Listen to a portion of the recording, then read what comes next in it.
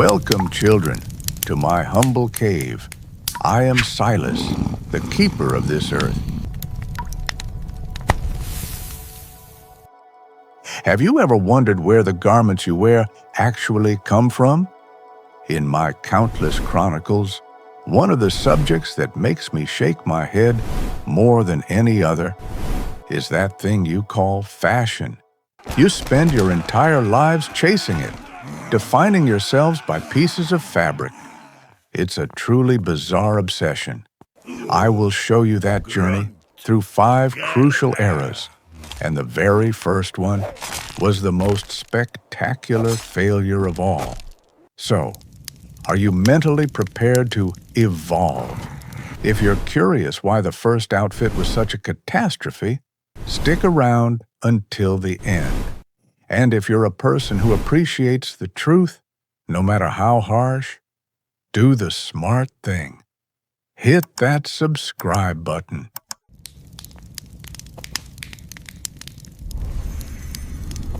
Excellent. Now come along. To begin this story, we must go back, not a few hundred years, but over 100,000 to the middle of the last ice age. Earth then was not the green home you know now.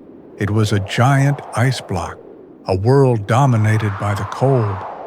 You see that shivering, naked species over there? Those are your ancestors. And it looks like if they check out here, the entire chronicle of humanity comes to a halt. And you, of course, can prepare to disappear as well. But no, this bone-chilling cold was precisely the moment your ancestors invented their first terrible outfit. You ask how I know when your ancestors started wearing clothes. Well, your scientists studied the louse. That's right. The clothing louse is a cousin that migrated and evolved from the head louse, and scientists found it appeared around 170,000 years ago. The proof for the disastrous beginning of your fashion history comes from a tiny insect. How poetic. Then, in the midst of despair, your ancestors saw beings that weren't shivering at all. The woolly mammoths, the woolly rhinos, and in their slowly evolving minds, an idea sparked. An idea that would change everything. I want that. And so, congratulations. You survived, and the chronicle of humanity was allowed to continue.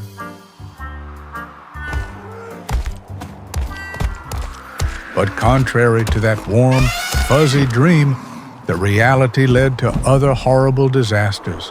A fresh hide was sticky and would freeze solid. A dry hide was so stiff you couldn't move. Just look at Utsi the Iceman, your poor 5,300-year-old mummy. He was wearing improperly treated goat skin and bear skin, stiff and heavy. He was basically hauling around a mobile tent that stank and was freezing cold. And that was the result of over 100,000 years of evolution. And on that failing journey of evolution, it took your ancestors thousands of generations of trial and error to figure it out. They learned to use flint to scrape off every bit of flesh. They discovered the horrific but effective formula: mash up the animal's brain and rub it into the hide.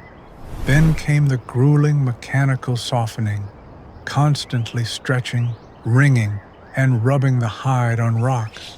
Some tribes even used the traditional method of chewing the leather with their mouths to make it soft.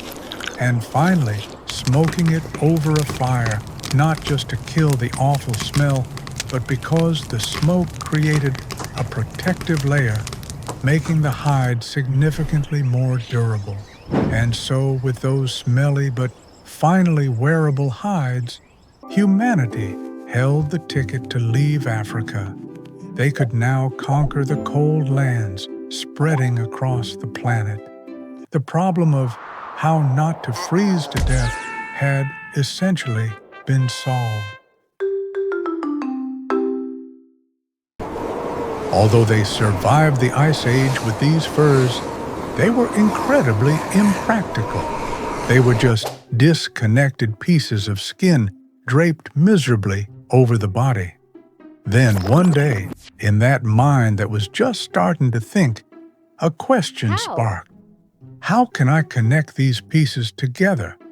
And you think this great invention came from a genius mind after many sleepless nights of contemplation? Not at all. It seems all great inventions arrive through absurdity and pure accident. Meet Aya. In a fateful event, she accidentally stepped on a sharp bone. It caused her immense pain, but like a jolt of lightning, Aya's evolution began. In the midst of her pain, she asked herself, "This sharp bone, it can pierce my foot. Can it pierce that hide?" There it is. And so your first needle was born, not from intellect, but from an accident and a sore foot. Ridiculous, isn't it? And I'll show you the proof. Your archaeologists have found exquisite bone needles dating back about 25,000 years in caves in Siberia. This is no joke. And now the real fashion life of your ancestors began. They could utilize smaller pieces of hide to cover their entire bodies. They could make it more fitted, more flexible, and therefore warmer. A tiny needle was a giant leap in the Phelan evolutionary journey of your kind. So the problem of form is solved. Next, come with me to Egypt and see how you began to complicate the problem of material. And so, your ancestors no longer had to wander and hunt. They learned how to farm. The agricultural revolution, beginning around 10,000 BCE, gave them food and a place to call home. But it also brought a new problem. Animal hides were now scarce and no longer in style. And just like before, invention came from frustration. Imagine a farmer trying to pull out a stubborn weed. As he angrily tears it apart, he notices that inside that useless stem are incredibly strong fibers. That was the flax plant. And a new idea was born. It was the same with the sheep they had just domesticated. Initially for meat, they soon realized their shaggy wool was shedding everywhere. And on one boring afternoon, someone tried twisting those clumps of wool together. And thus, the woolen thread was born. But going from fiber to a piece of fabric was a form of torture. You had to rot the flax, smash it, comb it, spin it into delicate threads, a process that took weeks just to have enough thread to sew a loincloth. Fabric, my dear children, was not a product. It was a debt paid in time and labor. And because it was so labor-intensive, woven fabric immediately became a symbol of power. For the first time in history, clothing wasn't just for warmth, it was for showing off. Look at me. I am so wealthy, I can pay an entire village to make this white garment, while you still have to wear animal skins. The human ego had found a new medium of expression. It also created the division of labor, weavers, dyers, tailors. Society became more complex, and inequality began right here. The problem of material was solved, but it gave birth to the problem of status. For thousands of years, expensive clothing was an immutable law. But then, in the mid-18th century, your ancestors stopped worshiping gods and kings.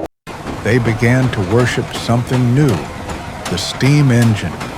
The Industrial Revolution had arrived. With the power loom, the spinning jenny, and later the industrial sewing machine, for the first time in history, clothing became cheap. A piece of fabric that once took a craftsman a week to weave could now be produced by a machine in a few hours. The fourth revolution had begun. the democratization of fashion. Now, even a common laborer could own more than one decent set of clothes.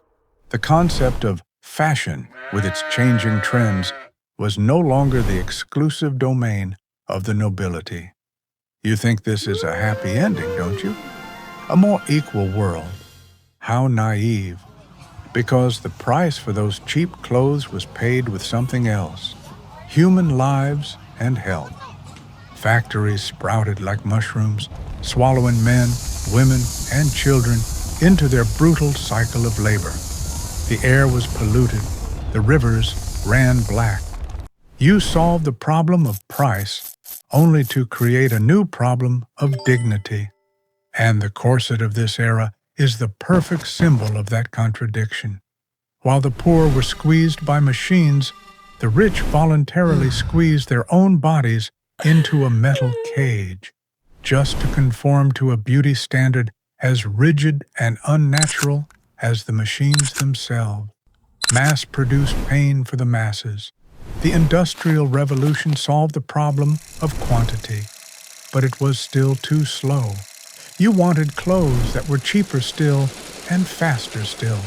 And to do that, you would need one final revolution, not of steam, but of chemistry.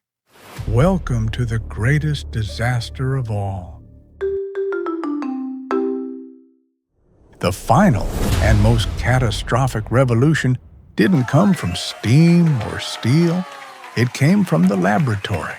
Your ancestors were no longer satisfied with what nature provided. They wanted to create their own materials, and they succeeded.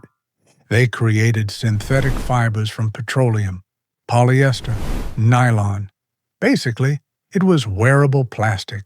It was super cheap, super durable, and super easy to produce. You had solved the problems of price and quantity completely. And so, the fast fashion model was born. Produced fast, bought fast, and thrown away even faster. You thought you had reached the pinnacle of convenience and progress, but you forgot one fundamental thing. Plastic does not disappear. The fast fashion industry became one of the most polluting on the planet.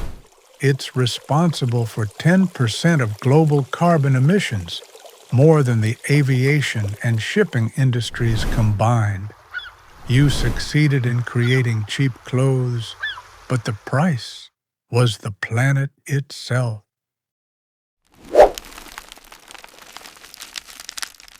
And so, your journey has come full circle. Do you see the irony here? It began with a single, noble purpose: to help a naked species survive annihilation by nature. Your ancestors succeeded. They used ingenuity, persistence, and even foolish accidents to create clothing, to defeat the cold.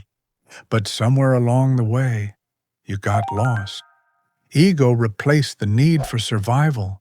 Showing off overshadowed warmth, and convenience became your new god. And this is your final destination. From a tool that helped you survive nature, clothing has now become the very tool that is destroying it. A truly spectacular achievement. You spent hundreds of thousands of years solving one problem, only to create another, much larger one on a global scale. A never-ending loop of evolution. So, in the end, after all this, do you have an answer for the clothes you're wearing? I have only one lesson for you. As the observer of this earth, I have watched from the time your ancestors struggled with their first clothes just to survive, to this day, when you wrap yourselves in polyester. And I see that your earth is getting worse. But I do not blame you, nor do I blame your ancestors. Every step they took was a logical attempt to solve the problem in front of them. Who would blame a freezing man for finding a cloak, right? You must draw your own small lessons and make changes every day. I do not wish to see the earth I am observing disappear one day on your very own evolutionary path. My archive is filled with other interesting stories I have observed from your ancestors. Subscribe and ring the bell if you wish to hear more of the fascinating evolutionary tales that created your world. Perhaps understanding the mistakes of your ancestors is the most interesting lesson for your own evolution.